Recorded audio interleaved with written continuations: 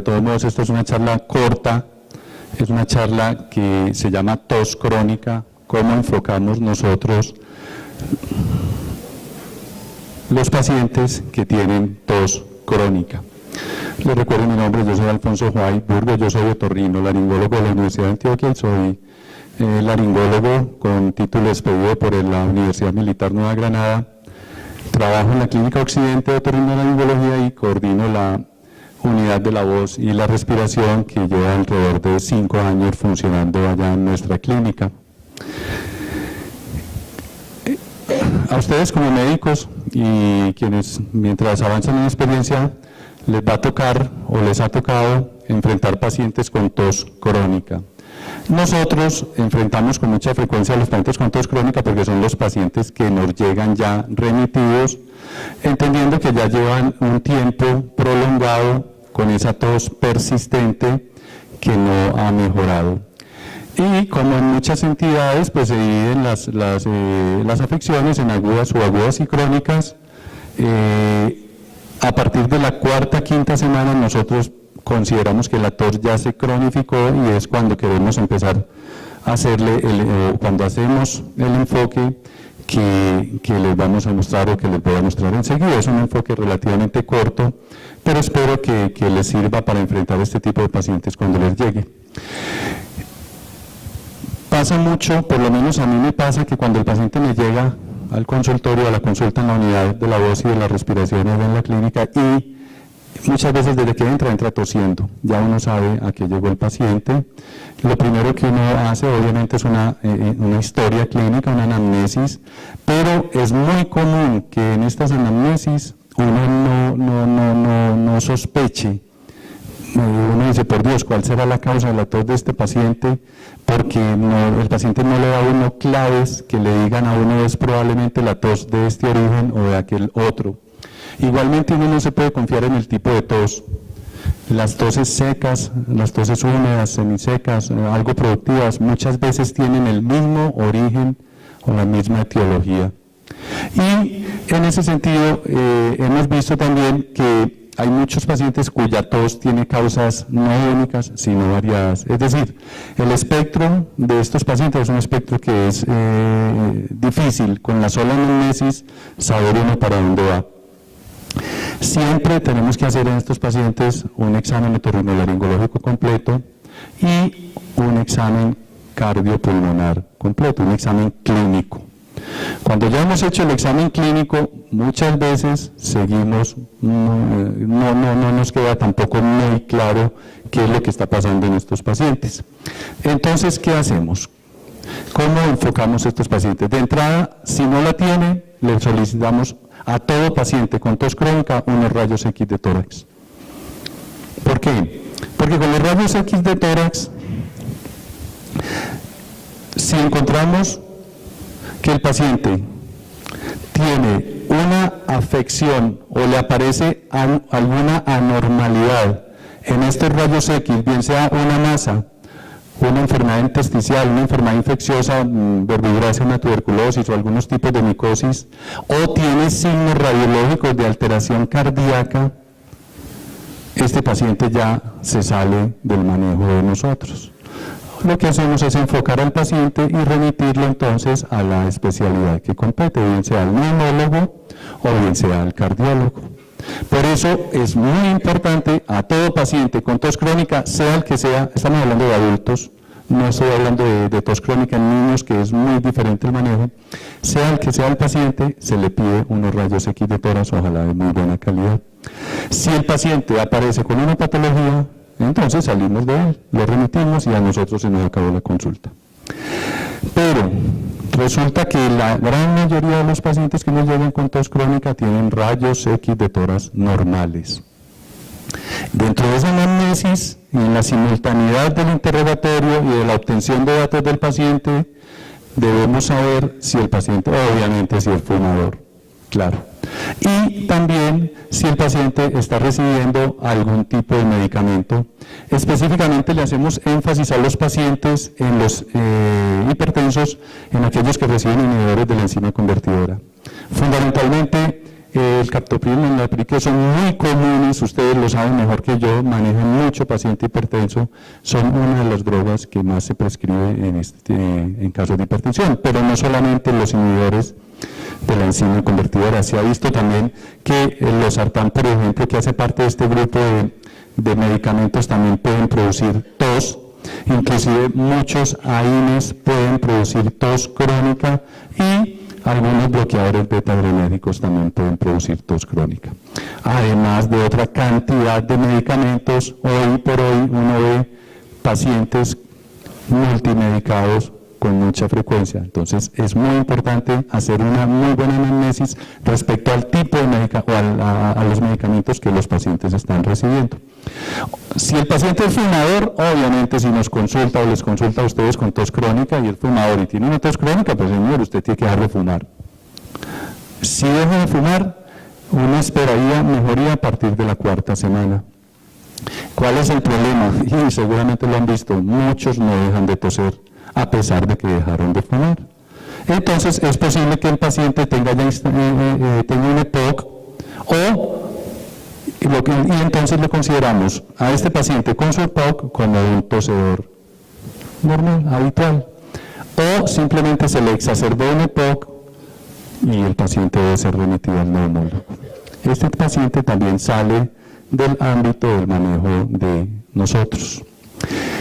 Con respecto a los inhibidores de la enzima convertidora, que son los más comúnmente causantes de tos, no siempre coincide el inicio de la tos con el inicio de la ingesta del medicamento. Si eso fuera así, sería extremadamente fácil.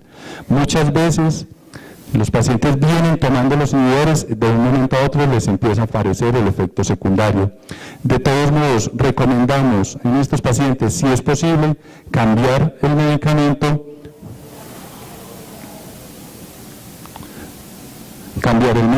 por otra opción que sea adecuada. Y en estos casos casi siempre funciona. Si fueron los inhibidores de la enzima convertidora los causantes de la tos crónica, el paciente suspendiéndola debe mejorar hacia la 4ª semana, ya debe sentirse mejor. Sin embargo, no es lo que ocurre normalmente. Normalmente los pacientes que nos consultan con tos crónica tienen rayos X normales, no son fumadores o dejaron de fumar hace ya mucho tiempo, no consumen o no ingieren los inhibidores ni otras drogas que son altamente sospechosas de producir tos como efecto secundario, no tienen síntomas de reflujos floridos, la griera, el ardor, la regurgitación, porque es una de las cosas que, como vamos a ver ahora, y creo que más adelante tienen una charla de reflujo, la tuvieron, estos pacientes con frecuencia no narran síntomas de reflujo. Si el paciente tiene claros síntomas de reflujo, lo enfocamos por ese lado, pero es muy común que no tenga síntomas claros de reflujo.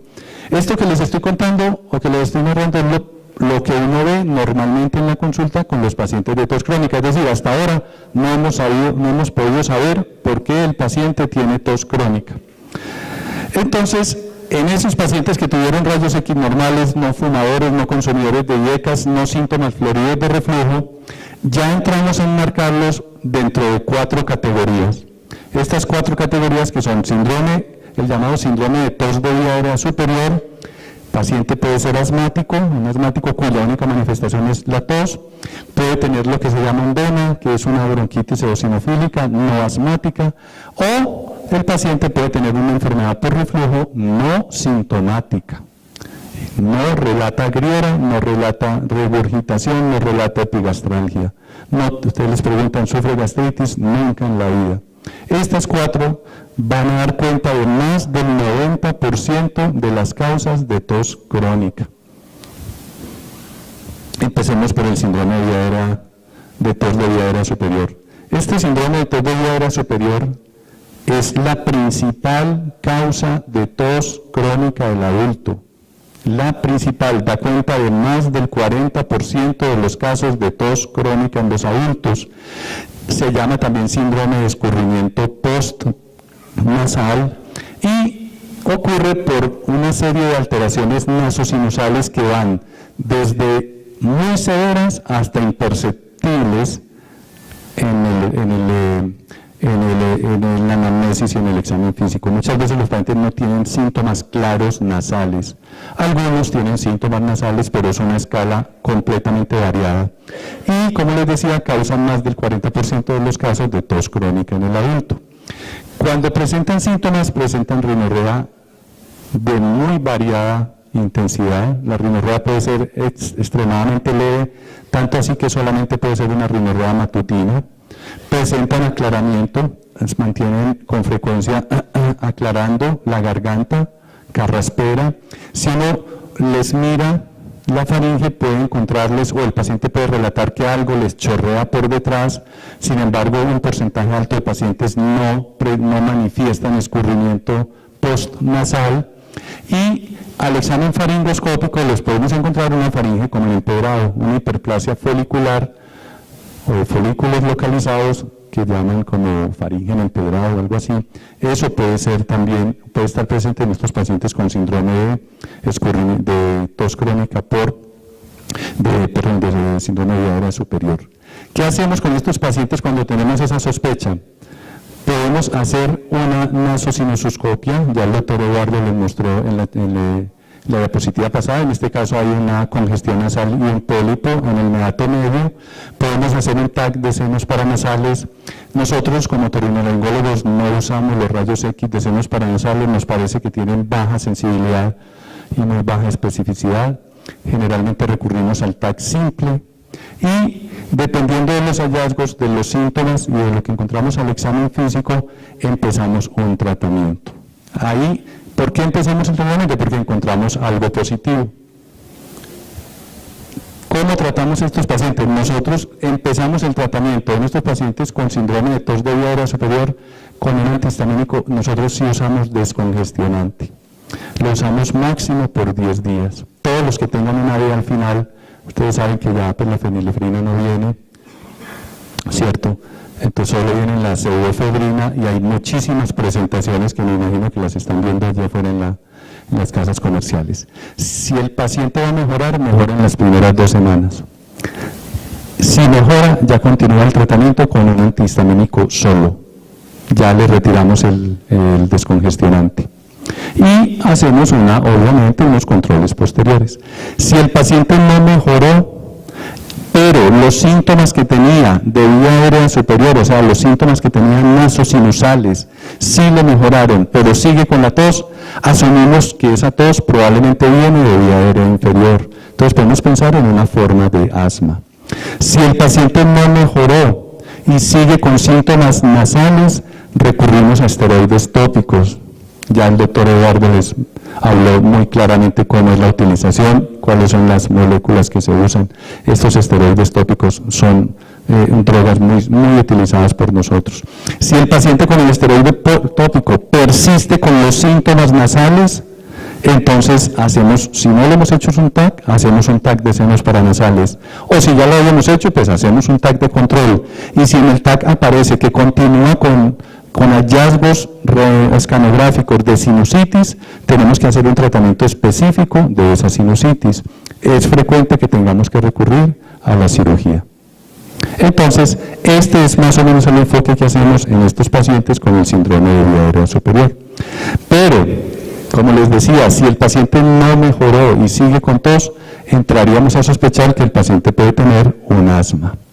Y en estos casos, ustedes pero realmente manejan bien, hacen el manejo inicial muy adecuado del asma, no me puedo detener en eso. Nosotros lo que hacemos es simplemente pensamos que es un asma, pues lo remitimos al neumólogo y salimos del paciente.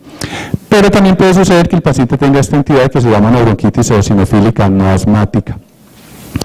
Son pacientes que cuando se les hace un examen de esputo, se les encuentra una eosinofilia alta en el esputo. Y es un diagnóstico netamente de exclusión. La ventaja es que estos pacientes mejoran con el tratamiento similar o con un tratamiento similar al que se le da para el asma, es decir, con esteroides inhalados o con corticosteroides sistémicos. ¿Qué pasa? Si el paciente no es fumador, tiene rayos X normales, no toma IECAS, tiene rayos X, no mejoró con el tratamiento, con todos los tratamientos anteriores para el asma, para el vena, para el síndrome de vía aérea superior, ahí sí, y no tiene síntomas típicos de reflujo, ahí sí empezamos a pensar que sí puede tener un reflujo. ¿Qué pasa? Lo que pasa es que el paciente con reflujo, que tenga síntomas de vía aérea superior, laringitis, la misma faringitis, hasta sinusitis, hasta otitis, puede dar el reflujo, con muchísima frecuencia los pacientes no tienen síntomas típicos de reflujo. No tienen la epigastralgia, no tienen la regurgitación, no tienen el ardor. Entonces, esos poquitos pacientes que nos quedaron, que no mejoraron con todo lo anterior, entramos a pensar que tiene reflujo. Lo que pasa es que ahí se le complica al paciente la situación, porque en estos casos el tratamiento no son 4 semanas ni 6. El tratamiento inicial mínimo son 4 a 6 meses, y eso solamente para empezar. Y eso solamente para ver si hay respuesta. Con la frase que les voy a mostrar al final me van a entender. Entonces, ¿qué hacemos? Si nosotros seguimos con esa vía, debemos recurrir a una impedancia o pH-metría esofágica de 24 horas. La endoscopia digestiva no sirve para diagnosticar reflujo de vía aérea superior. La endoscopia digestiva sirve para ver cómo está el esófago, cómo está el esfínter y cómo está el estómago. Pero cuando a un endoscopista le dice esófago sano, ojo, esófago sano no quiere decir que el paciente no tenga reflujo. Sí puede tener reflujo, pero no es el tema que nos compete en este momento hablar de eso. Si quieren, podemos sacar 2 minuticos para alguna pregunta porque me va a quedar tiempo. Entonces, le hacemos una impedancia de pH-metría de 24 horas que nos va a decir durante 24 horas qué sucedió en ese esófago inferior y qué sucedió en el esófago superior. Este examen, la impedancia de pH-metría de 24 horas, tiene 6 canales donde se reportan esos 6 canales si está llegando reflujo desde el distal hasta proximal. Y nos dice además si el reflujo que tiene el paciente es un reflujo ácido o es un reflujo alcalino. Porque es muy importante, si yo a un reflujo alcalino le prescribo bloqueadores de bomba de protones, pues estoy apagando la candelada con gasolina. Yo no le puedo dar bloqueadores de bomba de protones a un reflujo alcalino. Estoy inhibiendo el ácido que medio logra neutralizar ese álcalis que está llegando allá al esófago. Entonces, ¿por qué se produce tos cuando un paciente tiene reflujo no sintomático o reflujo gastroesofágico? Se puede producir porque hay un estímulo directo de la vía aérea superior, el reflujo llega a la laringe y la irrita. O incluso pueden pasar escasas cantidades de reflujo ácido a la vía aérea inferior, a los bronquios, a los alvéolos, y los irrita.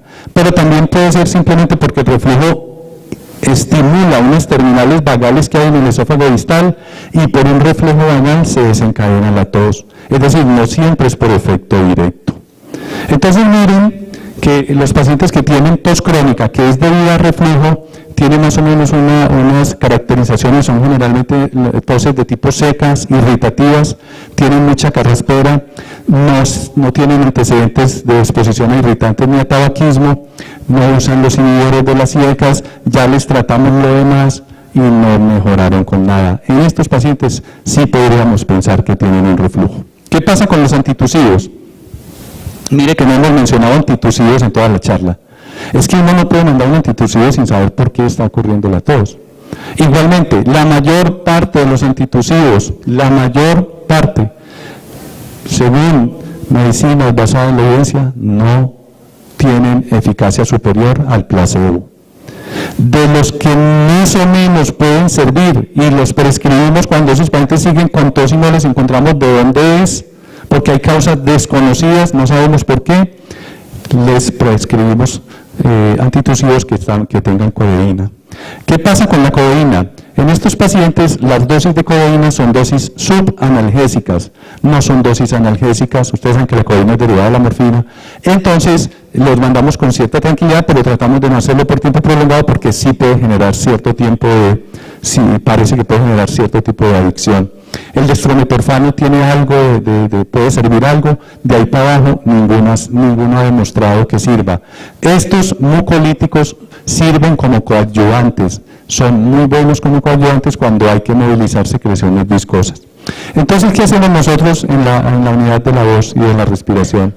Que por cierto les hago la cuña, pues es el único centro de la ciudad que está habilitado como centro de laringología y vía aérea, porque cuenta con un laringólogo, que es condición fundamental para que estos los puedan habilitar, y tenemos una fonoaudióloga especialista en fonometría también. ¿Qué hacemos allá? El gol estándar para nosotros es la respuesta al tratamiento. Es decir, hacemos tratamiento, está aceptado en la literatura que en casos de tos crónica, que no encontremos una causa evidente, podemos hacer las llamadas pruebas terapéuticas. Es decir, hacemos un tratamiento como si fuera esto, como si fuera aquello o como si fuera esto otro, a veces sin tener la certeza diagnóstica. Muchas gracias. Si tienen alguna duda, con gusto.